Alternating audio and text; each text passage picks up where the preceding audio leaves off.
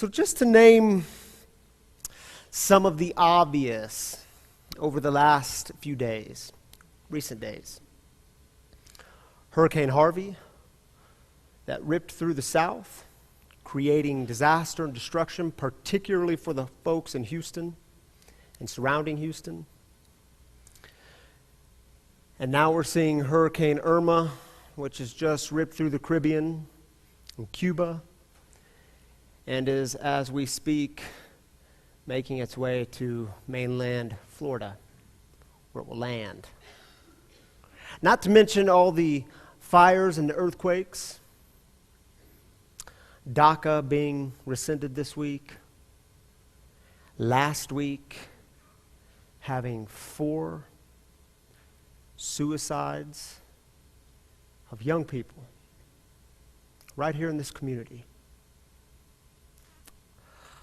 I mean, do things feel a bit heavier? And if I could just speak candidly with you all for a moment. This morning, my heart is a bit heavier. If it seems like my heart is somewhere else, well then, yes, you're right, a piece of it is indeed somewhere else. See, I have I have family in Southwest Florida. My mom, my stepdad, my grandma, my sister and brother-in-law, and their 3 young kids. And they actually bolted town just a couple of days ago. They headed north. But see, my mom and stepdad and grandma are still in Naples, Florida, which when I had CNN on this morning, right before I left the house, they were still saying that was the most vulnerable area. And you know, as I had a conversation with Mom yesterday over the phone, because we check in every couple of hours, and she's always asking me, what are you preaching about? What are you preaching about? And I said, Mom, I'm preaching on Psalm 1. We're starting a new series on the Psalms, and Psalm 1 and the image of a tree being planted by streams of water. And as we talk about this image, she tells me that most trees during Hurricane 4 category winds will either be snapped or completely uprooted. And the whole time she's telling me this, I'm thinking to myself, how do you stay rooted? I mean, how do we stay rooted when it feels like you're being so uprooted? And see, the psalmist comes along in that first psalm, and he gives us this image, this language of being like trees planted by streams of water, which is all good. But see, the problem becomes, how do you remain a tree? How do you stay rooted when it feels like you're being completely uprooted? And now we have to keep in mind, we're starting in Psalm 1. Psalm 1 is a psalm of orientation. Psalms of orientation always ask us this question: to whom and to what are you orienting your lives? And so this morning, as we engage that other question of what things keep us rooted, or what does it look like for us to stay rooted, let's keep that overarching question at the forefront. To whom and to what are we orienting our lives? Here's how the first psalm goes. And by the way, I should tell you, we're only looking at the first 3 verses. The first psalm is 6 verses. We're only going to cover the first 3 because it is packed and loaded full of meaning and significance, and I think you all are going to find this stuff fascinating. Here's how it goes. Happy are those who do not follow the advice of the wicked, or take the path that sinners tread, or sit in the seat of scoffers. But their delight is in the law of the Lord, and on his law they meditate day and night. They are like trees planted by streams of water, which yield their fruit in its season, and their leaves do not wither. And all they do, they prosper. Now, here's what's interesting. In the last 2,500, or in the past 2,500 years or so since the composition of this psalm, so this psalm was composed roughly 2,500 years ago, what are we still talking about? Happiness. In fact, there's a new academic discipline in social sciences, and it's called happiness studies. In fact, there's a new peer-reviewed journal, and it's called the Journal of Happiness Studies. In recent years, do you know what the most popular course taught at Harvard University was? Do y'all know it? It was a course on happiness, on how to be happy. We are fascinated with happiness. And then this psalm comes along and gives us this image, this language of happiness and trees and staying rooted. And so we have to dive a bit deeper. Are you with me? Let's go deeper. Stay with me. Why was the psalmist talking about these themes here? Now, in order to understand that, we need some context. We need some backstory. 587 BCE, a very important historical event. The Babylonians came into the land of Jerusalem, totally ransacked the city, destroyed the temple, took the Hebrew people out of that land and brought them into this foreign land of Babylon where they were now living in captivity. Now, if you are among the Hebrew people living in ancient Israel, what is the most important thing, the thing that keeps you rooted? The temple.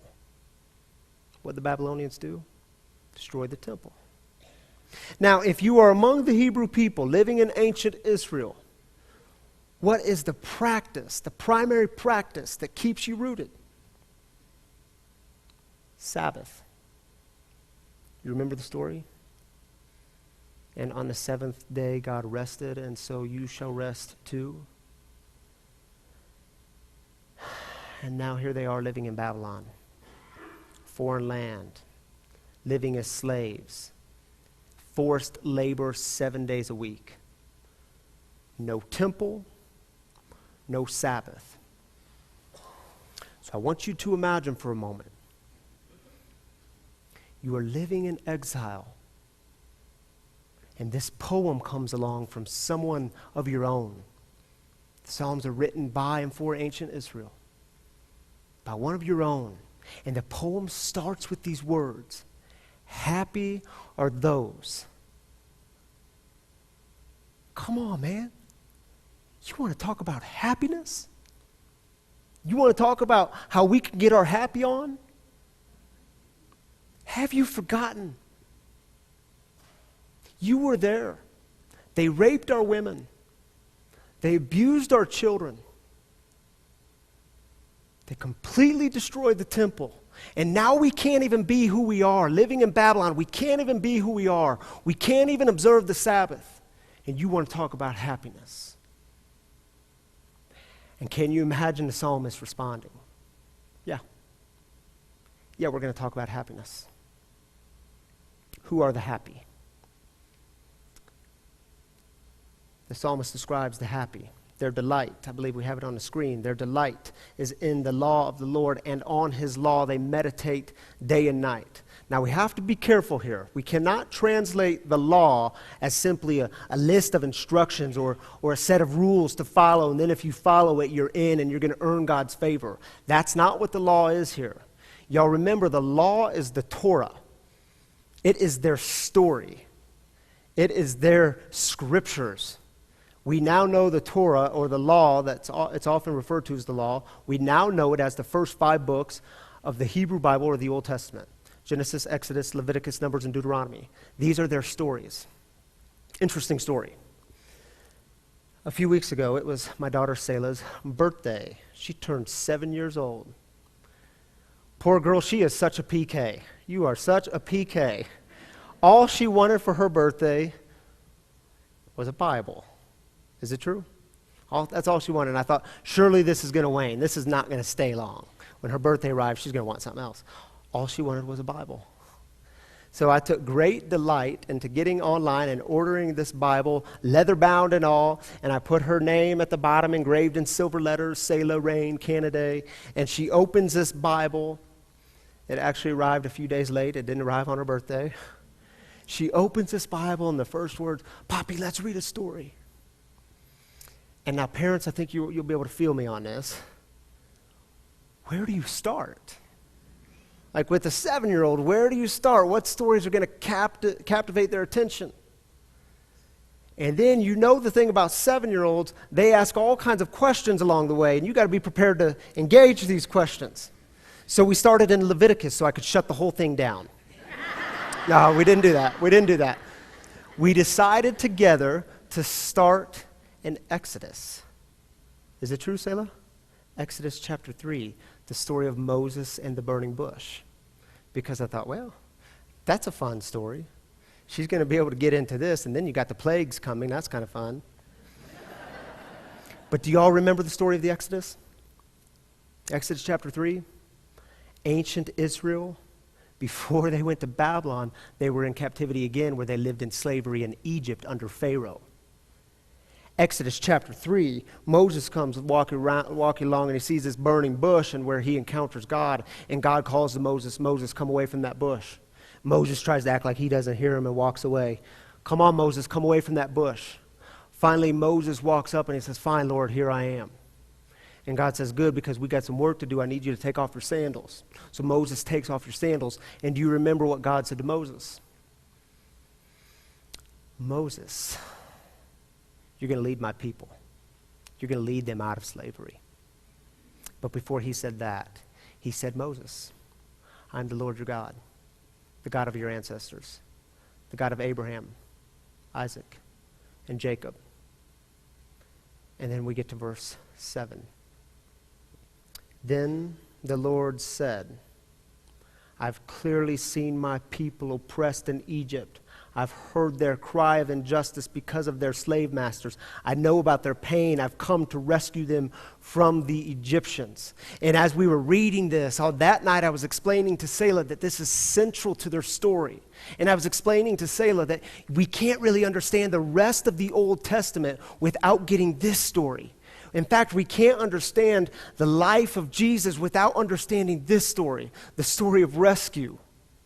And is it possible that the psalmist is speaking to his people while in exile in Babylon, and he's saying to them, remember your story.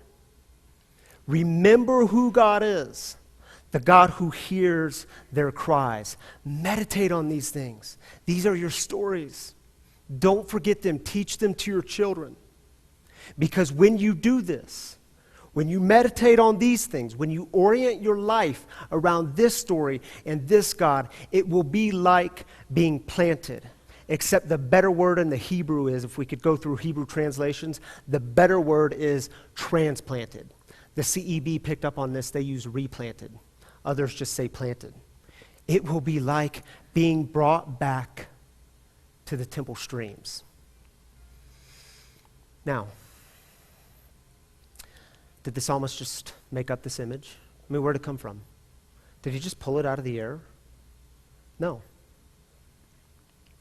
He borrowed it from a colleague, a guy by the name of Ezekiel. Ezekiel is also in the Old Testament. You could read the book of Ezekiel. There's 48 chapters. It might take you all day. But hang with me. I'm not just dropping scripture for the sake of dropping scripture. We are going somewhere. So hang with me in this image because it's kind of fascinating and mind-blowing. Ezekiel was a religious leader, and he became a spokesperson for God during the Babylonian exile. And he's given this vision, chapters 40 through 48. He's given a vision of the new temple and a new city.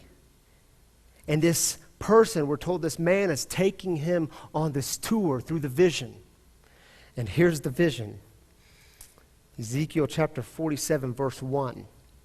When he brought me back to the temple's entrance, I noticed that water was flowing toward the east from under the temple's threshold.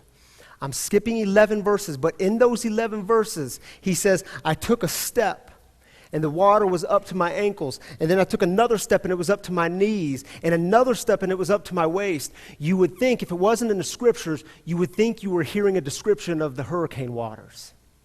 Except, these waters aren't destructive. They're meant for healing. Check it out. Verse 12. But on both banks of the river will grow up all kinds of fruit-bearing trees. Their leaves won't wither and their faithfulness won't wane. They will produce fruit in every month because their water comes from the sanctuary. Their fruit will be for eating. their leaves for healing. I mean, come on. Ezekiel is describing a life-giving stream, a flowing stream, rowdy waters, surrounded by trees bearing fruit whose leaves will be for healing. And Psalm 1 borrows this image. And what is he saying? When you remember who you are, when you remember who God is, it will be like being brought back, transplanted to the temple, the place where you experience the fullest kind of life. Because it's true. Things like joy and peace and happiness, these things transcend circumstances, don't they? I used to not believe it, but I've experienced too many times now. And even when I was talking to my mom this morning on the way here to church, I mean, the hurricane, the 4-category hurricane hasn't even hit Naples yet. It's gonna. And you know what she told me? She said, yeah, it's just kind of weird I have a peace. Why is that? Because things like peace and happiness and joy have the power to transcend circumstances. Do you believe it? And by the way, the psalmist says, see, he says something very different than Ezekiel. Ezekiel just says these trees are going to exist. The psalmist takes it further. He says, you, my brothers and sisters, will be like these trees. That's fascinating, isn't it? Because God's mission is always about healing and rescue and serving others. So you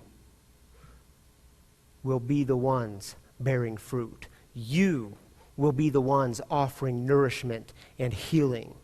You will not wither, but you will stay firmly rooted. And you know, when I read that vision, I don't know if you have the same questions, but I start asking questions like, yeah, but who's the fruit for? Like, if you're bearing fruit, is it for you to sustain yourself, or is it for others? And I mean, who's the fruit for? And can't you just imagine a psalmist saying, yeah. Yeah, but when you talk about these healing leaves, who are the leaves for? Is it for you for your healing, or is it for them and their healing? I mean, who's it for? Yeah.